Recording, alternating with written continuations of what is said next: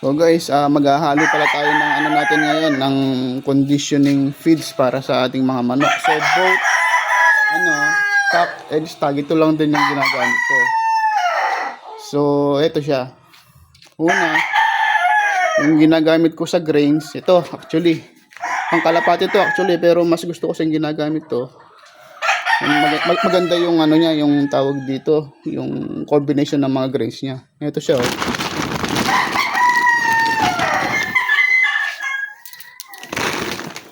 So, ang ganda. Ito yung ginagamit ko, yung pangkalapati. So ito, ang ratio ko dito is 8 kilo. Tapos sa pellets naman, so 1 kilong platinum, 2 kilong Infinity Fortifier 32, 2 expander kilo, tsaka ito oats 1 kilo. Nilalagyan ko ng oats kasi ito yung pampagaan ng manok. So mostly kaya ako nilalagyan ng ganito kasi mostly talagang itong mga pellets ko mga high protein na to eh. Ayan, no? So baka lalong bumigat ang manok. So binabalanse ko siya ng oats, nilalagyan ko siya ng oats. Tapos hindi na nga pala ako nag-i-inject. Yung mga supplements ko hinahalo ko na kagad sa sa tawag dito, sa feeds. So ito siya, B22. Kung makikita nyo, ang dami niya kasing vitamins. Kompleto na. Hinahalo ko yan. Tapos itong amino 2022, yan actually pang tao to, yung pang gym. So ito hinahalo ko, matagal ko nang ginagamit to, almost 15 years na. So nakakadagdag sa power ng manok to. Tapos itong A2B. So itong A2B na to,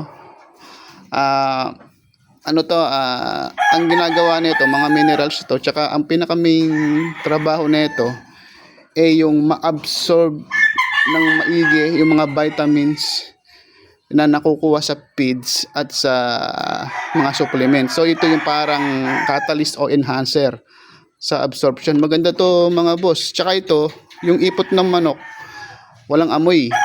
Kaya nga walang amoy kasi na-absorb na lahat ng tawag dito, ang manok, yung mga vitamins and minerals. So ito siya boss. Yan mga ginagamit ko. Hindi na ako nag-i-inject. Yan ang ginagamit ko.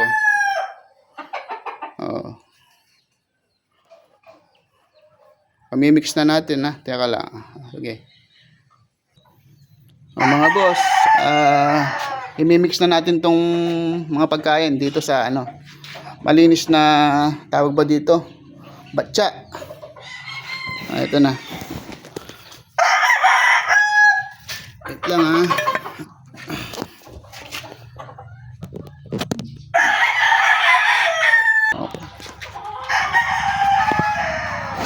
Ito, 8 kilos ng grade.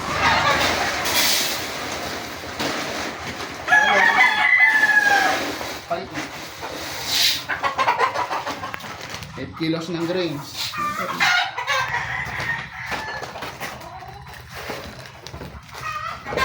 Expander 2 kilo.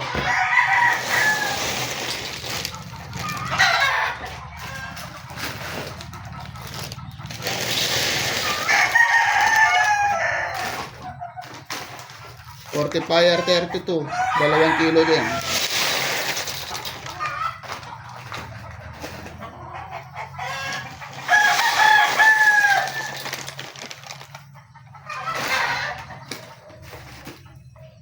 Nilalagyan ko pa rin ng platinum kasi itong platinum meron siyang creatine. So itong creatine na to actually nakakatulong sa pampalakas ng muscle. So kahit 1 kilo lang nilalagyan ko siya. Ayan.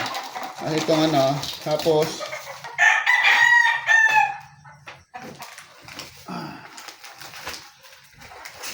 oats 1 kilo. Nakakatulong to sa pampagaan ng manok kasi mostly lumalaban tayo sa timbangan. Ayan. So, yung sa 13 kilos na mix ng pellets at grains, nilalagyan ko ng 1 kilo oats, pampagaan, pampabalanse. Tapos, nilalagyan ko kung ng ganitong supplements ito. Ayan, yan. B22, Ato B.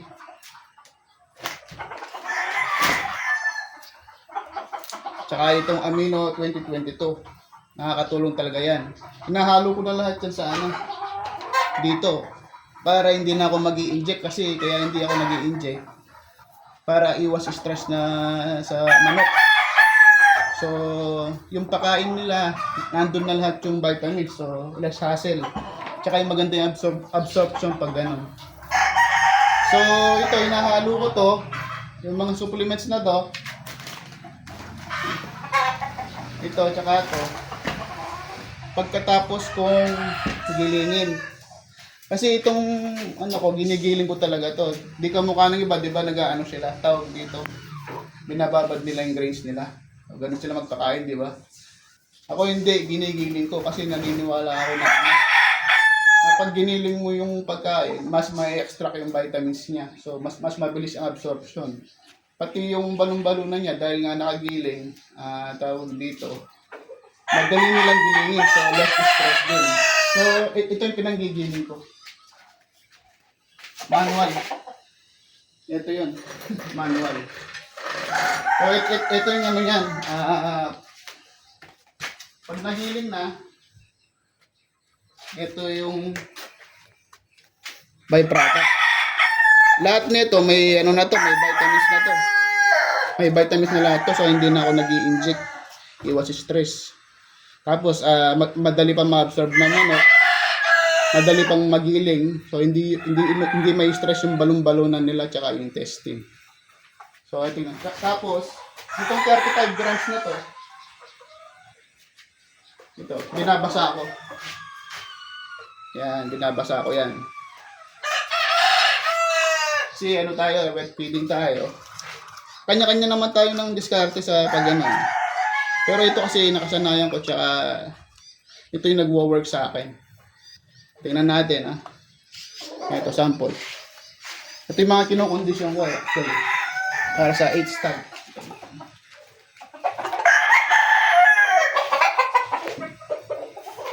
Ano na. Tingnan nyo mga boss, Ang ganda nilang kumain. Kasi nga, nakagiling siya, so hindi sila nahihirapan na maglumunok ng pagkain. Tapos, di ba pag whole grains kasi, yung ibang grains, hindi nila kinakain. Di ka mukha pag giniling, nakakain lahat nila yung grains. So, yun lang. Para sa akin, mas maganda kung giniling yung manok over dun sa binabad. Pero kanya-kanya naman tayo. So mga kakabit na, meron kayo natutunan. Ito lang naman yung diskarte ko. Pwede nyong i-bash, pwede nyo sundin, o pwede nyo i-improvise sa inyo. So, sa akin lang naman yan. So, salamat mga kakabit. Sana